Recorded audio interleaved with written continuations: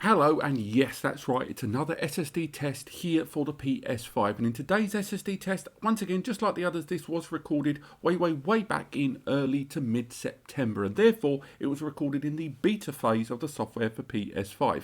Although SSDs are now available for everyone to use on their PlayStation 5 system, and indeed the support of these SSDs and the performance of them is exactly the same in the beta and outside of it, I did think it was important to let you guys know that this was recorded on the beta and not on the full release, so it doesn't impinge the results at all, but I just wanted to keep that clear. Let's begin the video.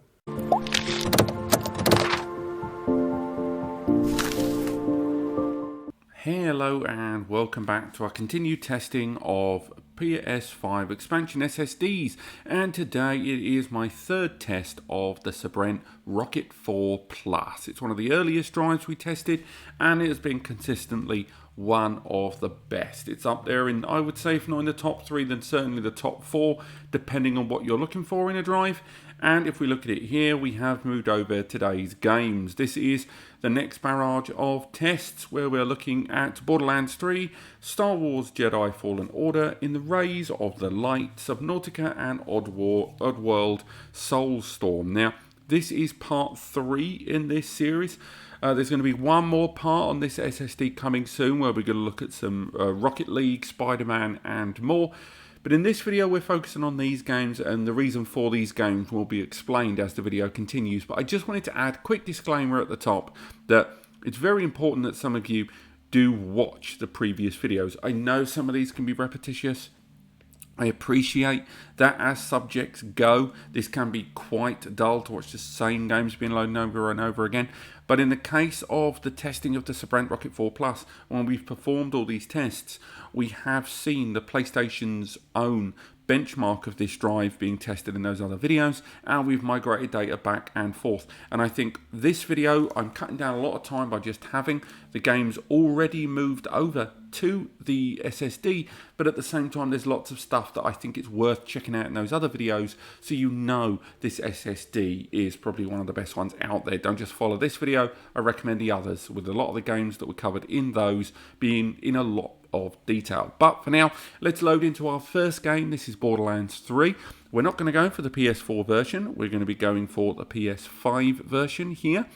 And again, this PS5 version lives here on the M2 SSD storage at the bottom right there. And it's worth highlighting, as you can see right there at the bottom left of the screen, we are using the version 3.1 of the PlayStation Beta there. So we've got the expansion slot and it's the updated version of the beta. So for now, let's make our way into the game and compare the load time of this game versus the internal SSD. 3, 2, 1. For those that aren't aware, Borderlands 3, the PS4 version at the very least, took quite a long time to load. And when it came out on the PS4, it was just a slow load that has been, massively improved upon in this new PS5 version. When this loads, what we're looking for is Claptrap walking across the screen here, and how much of Claptrap is going to appear once again on the left-hand side to give us some idea how this SSD compares against many others. I'd say that's probably one of the best I've seen, if not the best so far. We've still got the Samsung WD Black and FireCuda 530 to go in this range, but here we are at the title screen. And for me, that certainly felt quick. It definitely felt quicker than a number of the SSDs I've tested earlier today, where I've been looking at the Crucial P5 Pro and looking at the MSI M480. This is indeed quicker than those, but it's worth bearing in mind this is the 4TB drive, which can of course make a difference given it has a scaled up performance threshold. Same read, but higher write, so that won't make a huge difference, but it's worth noting. So now we're going to make our way into loading a save spot. As you can see, we do have network connectivity there, hence why we're not factoring in this area of the load. But for now, let's make our way into the save spot and onto the world of Pandora to see how quickly it loads into. Let's have a look. 3, 2, 1.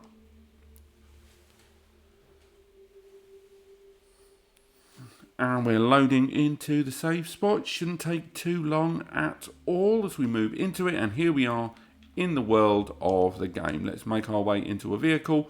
And what we're trying to do now is we want to push this engine. Not just the engine we're driving on with the frankly ridiculous Borderlands driving controls that I despise, but what we're doing is we want to push the game into having difficulty loading assets. We either want the game to have difficulty with textures, loading in the low textures rather than the high, so it can't transition between them, or we want the game to basically break into a loading screen to show us the SSD can't keep up.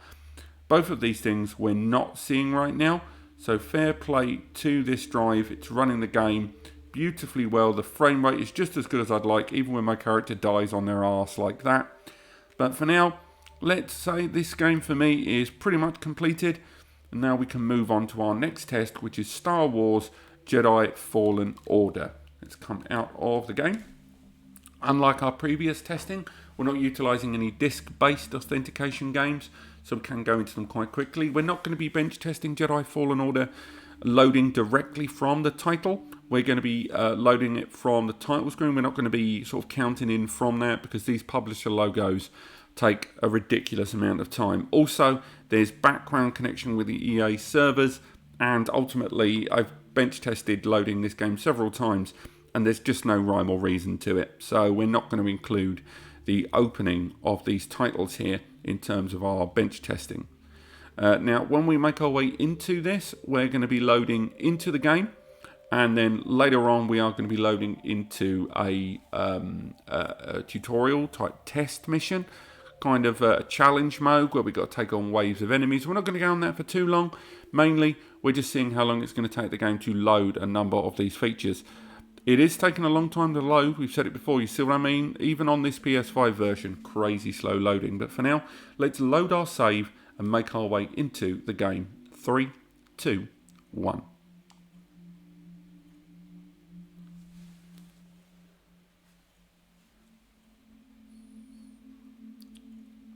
Again, surprised how slow the loading is on this game. I know it's a good looking game, but it came out on the PS4.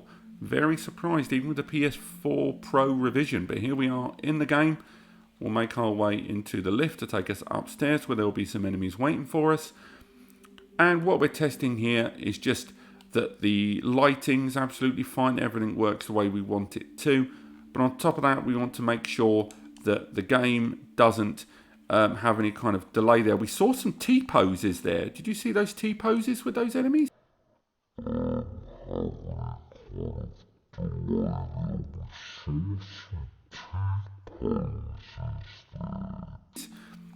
That's something I'm definitely going to be checking out later on in the edit, because that felt like that was something worthy of note there.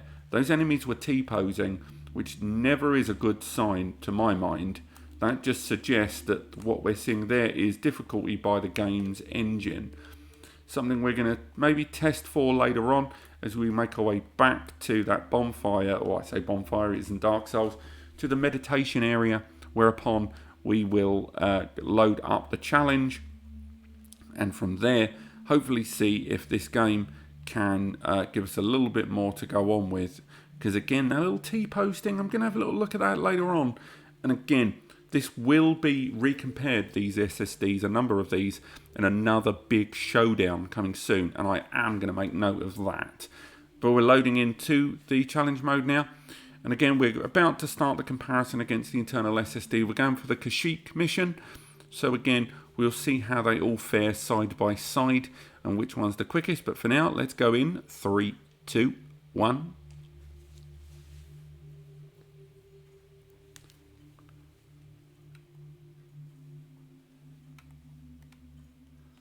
And we're loading into the game now. Let's go. So as we make our way in, the game seems to be responding fine. If these creatures did do a T-pose, I'll be buggered if I know what it looks like. But again, it seems absolutely fine to me. As we try to use the distinct lack of force that we have here, we'll move into the second wave. There's more enemies. Keep an eye out, and no T-pose there. Seem to be absolutely fine there.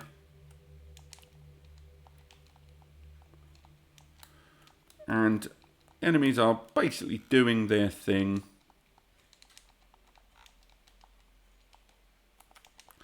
But yeah, I think that's fine for me. I think the game's loading. Again, I'm slightly curious. I am looking forward to checking it out in the edit, what exactly that was, and hopefully maybe I'm overreacting, but I didn't like the fact that it did that in this game. I've not seen that before in all of my testing. So it'll be interesting to see, one, if the load time was anywhere near as good as I hope it was, but also that business of that T-post. But for now, let's come out and go into our next game, which is in Rays of the Light. Let's load into it there. Once again, this is a game we've got 2 save spots to load from the title screen. We're not going to include the game load time here going into the game because it's very hard to gauge that all the way through. And from there, we'll make our way in where we'll test. It's a combination of things where it's an open world area. We're going to see if the game loads in all of the assets pretty well, but also the second part, the second save game, we're going to look at some of the textures. There's a lot of close-up textures to look at there. But for now, let's make our way in. See how quickly these load against the internal PS5 SSD. Let's go in. We're going to go for area 3. 3, 2, 1. That didn't feel like it took much longer than the PS5 SSD at all. Almost certainly the same, in fact. So we'll make our way out here. We're in the open area. We've got lots of textures and lots of assets here to contend with. Lots of kind of distance-based stuff as well. See how much of that is going to load in. But for now, what we're going to do is run through the building. As I realised that I can't use the stick to run, then it's holding L2. I'll be honest, what sadist came up with that? As we make our way through. For those that aren't aware, if you're holding the L3 button on this, subtitles. Pointless. So pointless. Anyway, the textures seem to be loading in fine. There's no low res textures there as we run towards all these things. The assets seem to be loading in exactly how you'd expect them to be. We've got all the distance stuff there. It's all exactly what I would expect. The game is kind of loaded in exactly how I would like it. I'm going a slightly different route this time just to adjust things up a little bit. But yes, it all seems fine. We're not seeing any pop there. We're not seeing any of the low rendering come into effect rather than the high. I think I'm quite pleased with that. So for now, how about we make our way into the next the next save. So from there, we're going to here, and this is save 4. This is where we look a lot more at the textures. So let's go in. It's worth highlighting again that with the darkness area here, as we run through it, comparing against that internal SSD, it did seem like the load time was the same. But I am slightly going through different areas here compared to what we did on the PS5. I just wanted to kind of check these textures really. And they do seem to be running fine. Again, how much of this is being kind of hidden behind the character with a hidden kind of low-res graphic behind you when you're not looking at it, I'm not sure. I know a lot of games do that. But this is an indie studio, and that would be quite an advanced little technique there that, you know, it's quite exhaustive. So whether they do that, it's unsure. I mean, again, there's lots of text-based stuff here as well. And that's a good way to tell when there's low textures. That sort of stuff gets removed quite quick. But it still looks pretty fine to me. I think right now everything looks as good as it would like. The water effects is still good. Kind of light effects are still doing an absolute banging job up there. And overall, I'm quite pleased with it here. So I think we can end our time with this game as we go into our second to last game, which is Subnautica. Now, Subnautica is an open world survival kind of sandbox title. The whole thing's underwater. And I say the whole thing, the majority of the game's underwater. And we are going to load into it again from the we're going to go into a creative mode right there from the bottom. We're going to compare it against internal SSD as always. This was a game that I saw distinct problems with the Sabrent Q4, which is already an SSD that is way below the recommended minimum that Sony put out there. I only mention that now because I don't expect there to be any problems with this SSD at all. But this game, surprisingly, is a great way to bench test performance. There's so much being rendered and so many assets being generated in this sandbox environment in creative mode that it's a great test of the performance of the SSD, because not only are you reading lots of data, but it's lots of small data. This is where your IOPS come in. This is where your less sequential data comes in, But for now, let's run this second to last test. 3, 2, 1. Also, it has a great loading screen for us to bench just what assets are being brought in, and therefore we're able to see bit by bit in a more granular fashion how the loading is going compared with the internal SSD versus this of the Sabrent Rocket 4 Plus.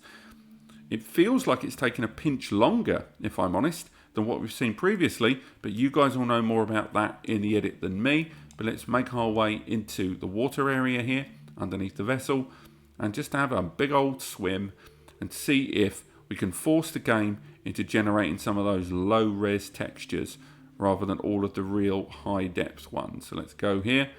Not 100% certain I was allowed to go in there, but why not? Let's have a little look. We seem to be going fine there.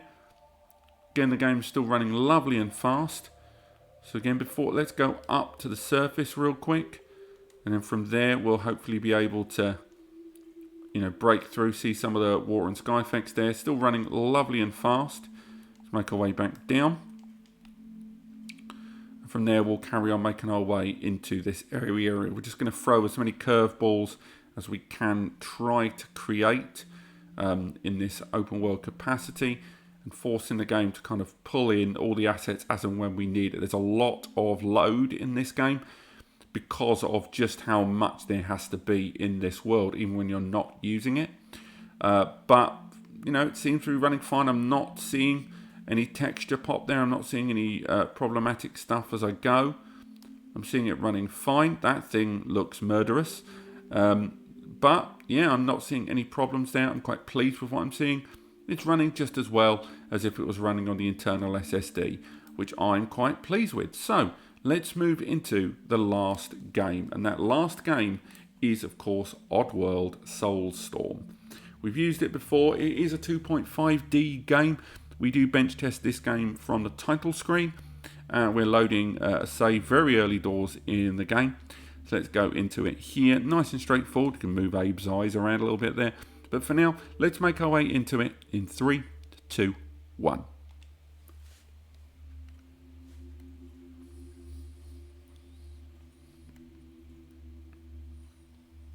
That seemed to load pretty well for me there. Okay, so we've got the world around us there.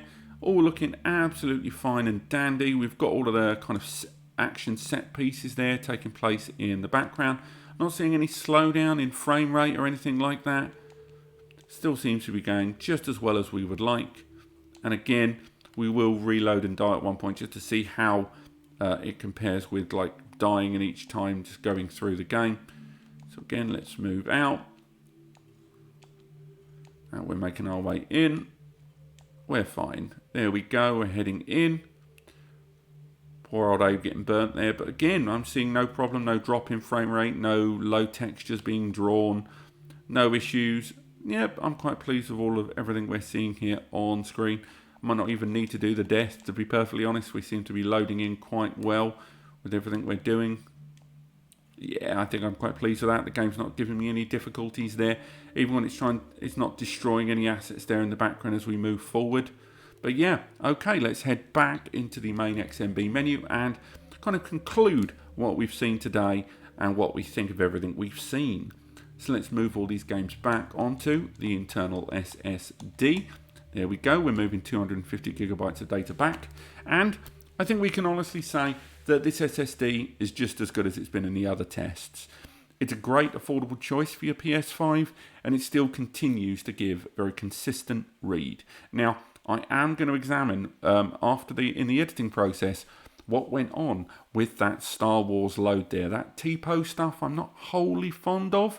And I will be examining that in greater detail when we do the big versus against other SSDs coming in the next week or so, when we do our second and indeed final, after that at least, big face-off against some of the top tier SSDs. For those that aren't aware, I believe the top tier is those four. So that's the WD Black SN850, the FireCuda 530, the Samsung 980 Pro, and the Sabrent Rocket 4 Plus. And the next tier is the likes of the Gigabyte Aurora 7000S, the MSI M480, and even the Crucial P4 Pro.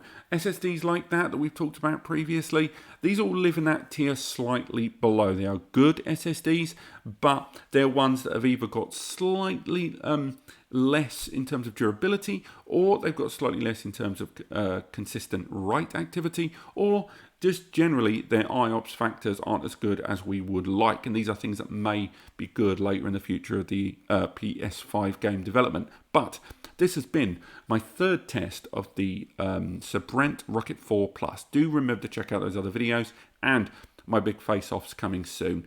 Again, if you've enjoyed this, click like. It helps me understand what you guys like. I'm sorry we're always testing the same batches of games at each tier, but we've got to keep things fair between each of the SSDs. I can't just do random games in different videos. So I know it's repetitive, but I hope some of you are finding these helpful. I know it's repetitive for me, but I'm really enjoying doing it. Click subscribe if you want to learn more and stay abreast of the new SSDs as they get released, and I test them on the PS5 system, as well as working out when finally the software comes out of beta and into a full release, and then everyone can have access. What are the best SSDs for you guys to go with? During all of this testing, I hope we all get some solid answers. Thank you so much for watching.